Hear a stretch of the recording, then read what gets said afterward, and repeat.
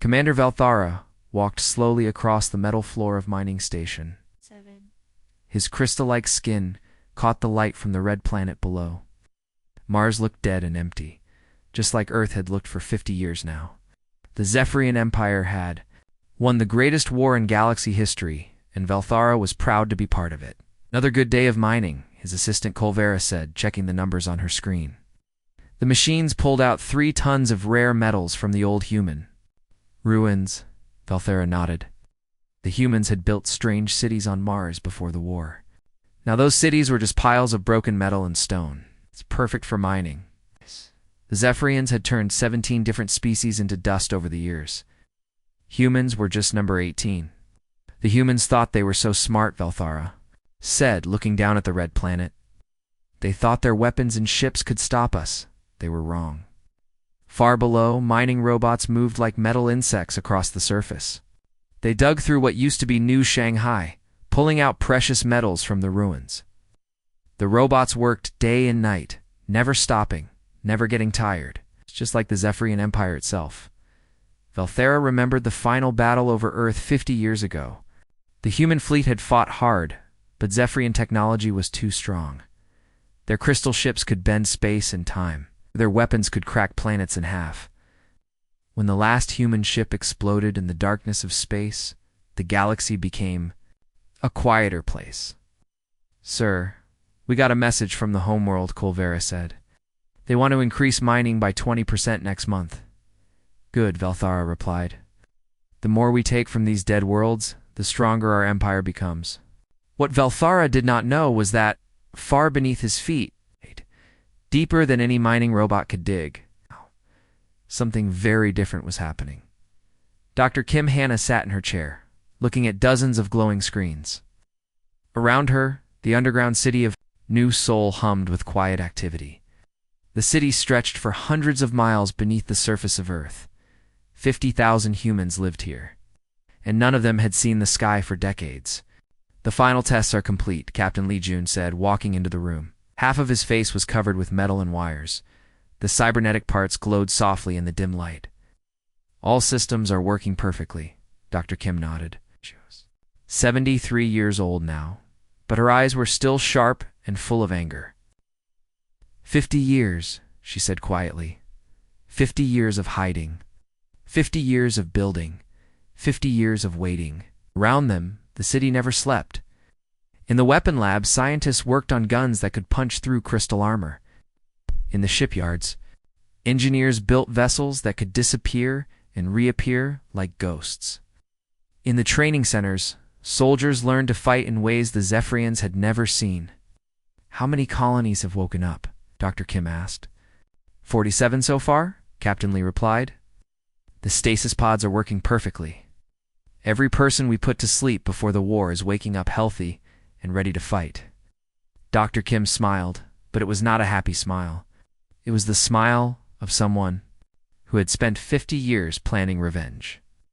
"The Zephyrians think they killed us all. They think Earth is empty. They think we are history." She stood up from her chair and walked to a large window. Through the thick glass, she could see the massive underground city. Thousands of people moved through the tunnels and buildings. Children who had never seen sunlight played in artificial parks. Soldiers with metal arms and glowing eyes practiced combat moves. Scientists in white coats worked on machines that seemed to bend the laws of physics.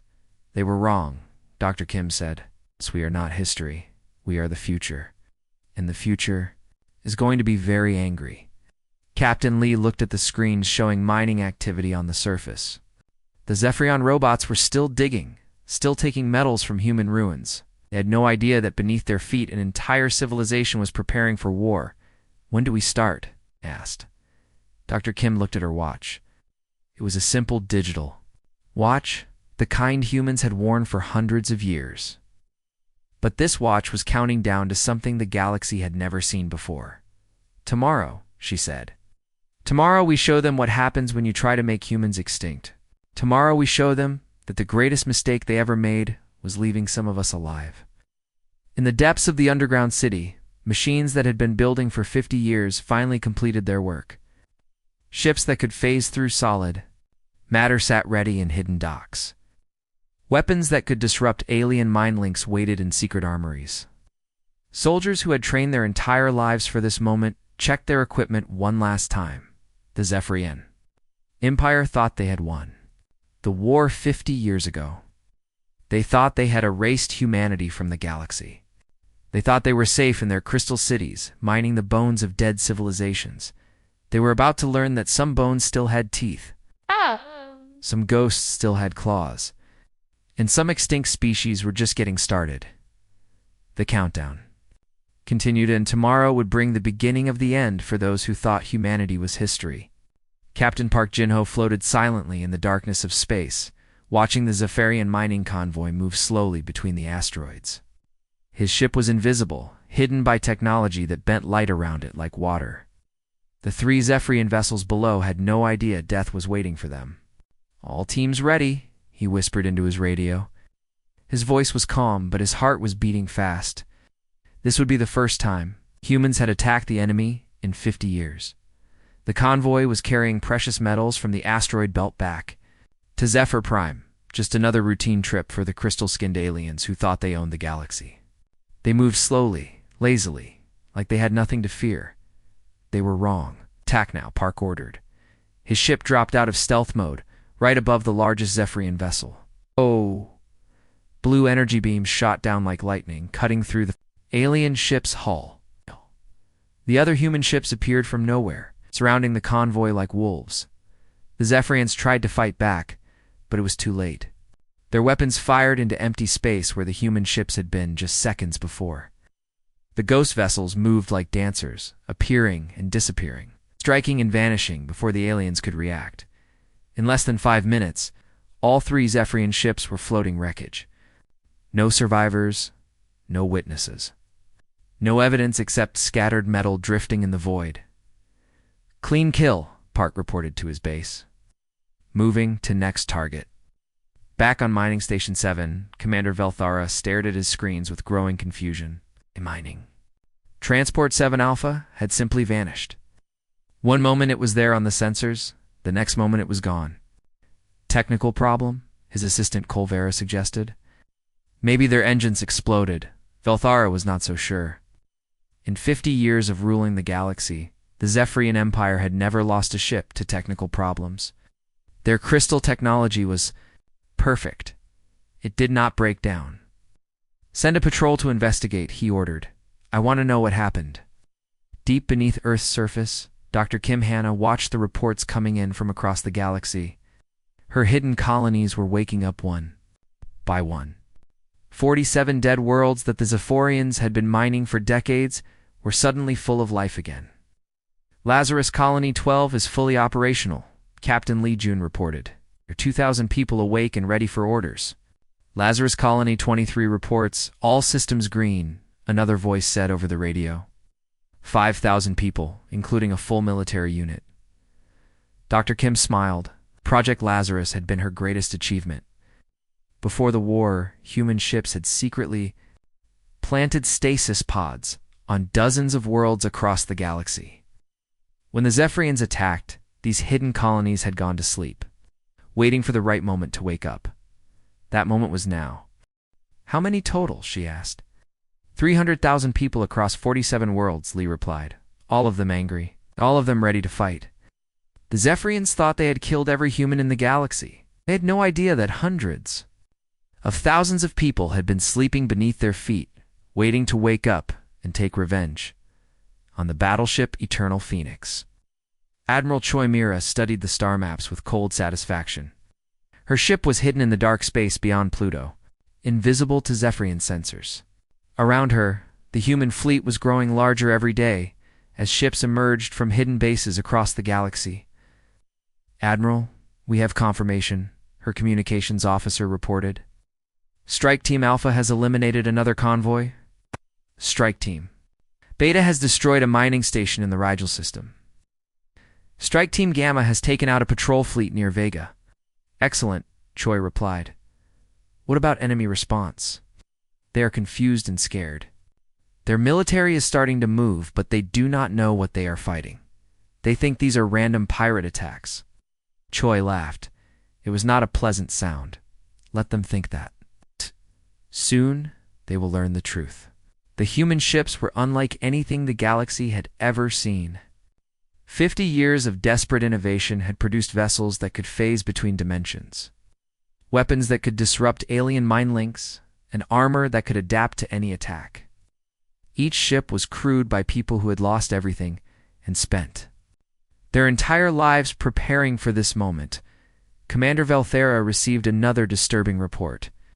3 more ships had vanished near Jupiter. A mining station in the Outer Rim had gone silent. Patrol fleet had found nothing but debris where a supply convoy should have been. "This is not possible," he said, his crystal skin changing color. "With stress, pirates do not have this kind of technology. Pirates do not coordinate attacks across multiple systems." "Maybe it is not pirates," Colvera suggested quietly. Valthara turned to look at her. "What are you saying? Maybe something else survived the war. Maybe we missed something." Idea was impossible. The Zephyrian Empire had been thorough. They had burned every human world, destroyed every human ship, killed every human they could find. The galaxy's sensors had confirmed it. Earth was dead. Mars was empty. The human colonies were ruins. But ships did not just disappear. Mining stations did not just go silent. Something was out there in the darkness. Something that moved like a ghost and struck like lightning, far beneath his feet. In tunnels he did not know existed, 50,000 humans continued their preparations. Tomorrow, there would be more attacks. More confusion. More fear. The awakening had begun, and the galaxy would never be the same. General Kethmer stood in the war room of Zephyr Prime, his crystal hands shaking as he read the reports. Patrol Fleet Omega-7 was gone. 30 warships, the pride of the Zephyrian military, had vanished without a trace. Only 1 damaged scout ship had escaped, and its crew was babbling about impossible things. "Tell me again what you saw, Kethmer," demanded from the injured scout pilot. The pilot's crystal skin was cracked and bleeding blue fluid. His voice shook with terror. "Ships that were not there, sir. They appeared from nothing. Our weapons passed right through them like they were ghosts. Then they became solid and tore us apart." "Impossible," Kethmer said. "No technology can do that. We would know about it." But deep down, he was starting to understand a terrible truth. Something was hunting them. Something that knew their weaknesses. Something that had been watching and learning for a very long time. Lieutenant Colonel Kim Tai-Yang crouched behind cover as explosions lit up the Zephyrian mining facility on Kepler 440b. His assault team moved through the complex like shadows, their advanced armor making them nearly invisible. The Zephyrians inside were panicking, firing their weapons at targets they could barely see. "Team Alpha, secure the power core," Tai-Yang ordered through his helmet radio. "Team Beta, destroy the communication array. Team Gamma, plant the charges." His soldiers moved with perfect coordination. They had trained for this mission for years, studying every detail of Zephyrian bases. They knew where every guard would be, where every weak point was located, how long it would take reinforcements to arrive. The aliens had grown lazy in their 50 years of victory.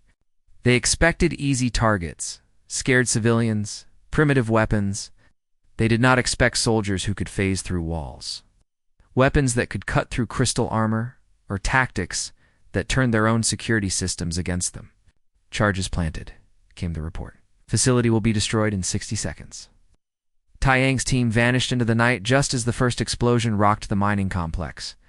Behind them, the facility collapsed in a ball of fire, taking with it 6 months of mined resources and 200 Zephyrian workers. "Clean sweep," Tai-Yang reported to Admiral Choi. "Oh no." "Survivors. Moving to next target."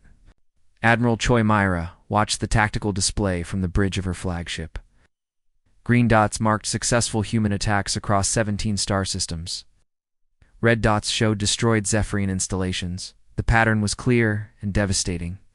"Admiral, we have reports coming in from all sectors," her tactical officer said. "Mining station Vega 7 is offline. Patrol base Rigel 12 has been destroyed. The shipyard at Wolf 359 is burning." "Casualties?" Choi asked. "0 on our side. complete elimination on theirs. Choi nodded with satisfaction. The human fleet had spent 50 years preparing for this moment. Every ship, every weapon, every tactic had been designed with one purpose: the complete destruction of the Zephyrian Empire. Signal all strike teams, she ordered. Begin Phase 2. Captain Park Jin-ho piloted his stealth destroyer through the asteroid field near Proxima Centauri. His sensors showed a massive Zephyrian supply convoy ahead, 50 ships carrying food and weapons to the outer colonies. It was the perfect target. Remember, he told his crew, "We want them to see us this time. We want them to know what is coming." His ship dropped out of stealth mode right in front of the convoy. Zephyrian ships immediately began transmitting distress calls, but Park's jammers blocked their signals. No one would hear their screams. The human destroyer unleashed its full firepower. Blue energy beams cut through the convoy like a sword through paper. Zephyrian ships exploded one after another, their crystal hulls shattering into million pieces. But this time, Park let one ship escape. He wanted the survivors to tell their story. He wanted the fear to spread. Message sent, he reported. Survivor heading back to Zephyr Prime. They will know we are coming. General Kethmer received the survivor's report with growing horror. The pilot described a human ship unlike anything in their databases. It moved faster than light, fired weapons that could destroy a battleship in one shot, and seemed to know exactly where to hit for maximum damage. "How many ships do they have?" Kethmer asked. "I do not know, sir. It happened so fast." But the pilot, he spoke like a human. He said something before he attacked. What did he say? The pilot's voice was barely a whisper. For Earth, Kethmer felt ice form in his crystal heart. Earth, the dead world they had been mining for 50 years. The world where they had killed every last human being, or so they had thought. Dr. Kim Hanna stood before the massive screen in New Seoul Station, watching reports flood in from across the galaxy. Her phantom fleet was striking everywhere at once, hitting the Zephyrians where they were weakest and vanishing before reinforcements could arrive. "Phase 2 is complete," Captain Lee reported. "All primary targets have been eliminated. The enemy is in full panic mode." "Good," Dr. Kim replied. "Now they know we exist. Now they know we survived. But they still do not know how many of us there are." She turned to address the thousands of people gathered in the underground city. Her voice carried to every hidden base, every secret colony, every human who had spent 50 years waiting for this moment. "The reckoning has begun," she announced. "For 50 years, they thought we were history. Today we show them that we are their future. Today we show them what extinction really means." Above them, Zephyrian mining robots continued their work, unaware that they were digging their masters' graves. Fear spread through the Zephyrian Empire like poison and water. What had started as mysterious ship disappearances had become a full war against an enemy they could not see or understand. General Kethmer stood in the command center on Zephyr Prime, watching red warning lights flash across dozens of star maps. "Sir, we have lost contact with Mining Base 47, his communications officer reported. Also, Patrol Station 23, Supply Depot 19, and the entire 7th Fleet. Kethmer's crystal skin had turned dark purple with stress. In 3 days, the Empire had lost more ships and bases than in the previous 50 years combined. What about reinforcements? The 3rd and 5th Fleets are moving to intercept. But, sir, the officer hesitated. The enemy keeps disappearing. Our ships arrive to find nothing but wreckage floating in space. On the breeding world of Zephyr, Beta, Captain Lee Jun led his assault team through the crystalline corridors of the planet's largest nursery. The building housed 10 million Zephyrian eggs, the future generation of the Empire. Today, that future would die. "Plant the biocharges in sections 7 through 12, Lee ordered his soldiers. "We have 15 minutes before their defense fleet arrives." His team moved with deadly efficiency. The biocharges were Dr. Kim's latest invention, weapons designed specifically to destroy Zephyrian lifeforms. When they exploded, they would release a virus that would kill every egg in the facility. The few Zephyrian guards they encountered were no match for human soldiers who had trained for 50 years. Their crystal armor, once thought unbreakable, cracked like glass under human weapons, designed to exploit its weaknesses. Charges set, came the report. The facility will be sterilized in 10 minutes. As they escaped through the service tunnels, Lee could hear the first explosions beginning. Behind them, 10 million potential enemies turned to dust. The Zephyrians would understand now what it felt like to watch their children die. Dr. Kim Hanna sat in her command chair, watching the tactical displays with cold satisfaction. Her Prometheus protocol was working perfectly. The computer virus had spread through every Zephyrian communication network, hiding inside their own data transmissions like a cancer. Virus deployment at 90%, her chief scientist reported. All major Zephyrian installations are infected. Activate it, Dr. Kim ordered. Across the galaxy, the Prometheus virus came alive. It attacked the neural pathways that allowed Zephyrians to communicate with their hive mind network. Suddenly, soldiers who had fought as one mind became confused individuals. Fleet commanders lost contact with their ships. Entire star bases went silent as their crews lost the ability to work together. Admiral Choi Myra watched through her ships. Sensors as a massive Zephyrian battle fleet began to fall apart. The crystal ships drifted helplessly through space, their crews unable to coordinate even basic navigation. Some ships crashed into each other. Others simply shut down completely. "It is beautiful," she said to her bridge crew. "For 50 years, they used their hive mind to crush other species. Now that strength has become their greatest weakness." Her human fleet emerged from stealth, surrounding the disabled Zephyrian ships like sharks around wounded prey. The aliens tried to fight back, but without their mental connections. They were just individual ships facing a coordinated enemy. "No prisoners," Choi ordered. "No mercy." Commander Valthara stumbled through the corridors of Mining Station 7, his mind spinning with confusion. The constant mental chatter that had always filled his head was gone, replaced by terrible silence. Around him, other Zephyrians wandered like lost children, unable to think clearly without their hive mind connection. "Sir, what are your orders?" the subordinate asked. But Valthera could barely understand the words. With the network, individual thought was almost impossible for his species. Through the station's windows, he could see human ships approaching. Real ships, not the ghost vessels that had been terrorizing the Empire. These moved openly, confidently, like predators who no longer needed to hide. "Send a surrender message," Valthera tried to say, but his communications were dead. The virus had destroyed their ability to call for help. The human ships opened fire. "Captain..." Park Jin-ho stood on the bridge of his destroyer, watching Zephyrian colonies burn across the Vega system. His fleet had just finished destroying 17 military bases in a single coordinated strike. The aliens had not been able to mount any real defense. "Sir, we are receiving transmission from multiple sources," his communications officer reported. "The Zephyrians are trying to surrender. Tell them we will consider surrender terms," Park replied. "After they return every world they stole, after they bring back every species they destroyed, after they resurrect every human they killed." The officer looked confused. "Sir, they cannot do those things." Park smiled, but it was not a kind smile. "Exactly." The message went out across all Zephyrian frequencies.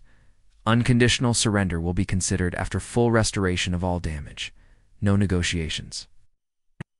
General Kethmer received the human ultimatum with growing despair.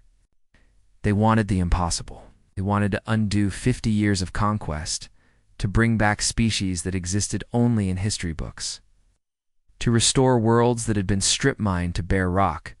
They do not want surrender, he realized. They want extinction. He was right. Dr. Kim Hanna had not spent 50 years planning revenge just to accept surrender.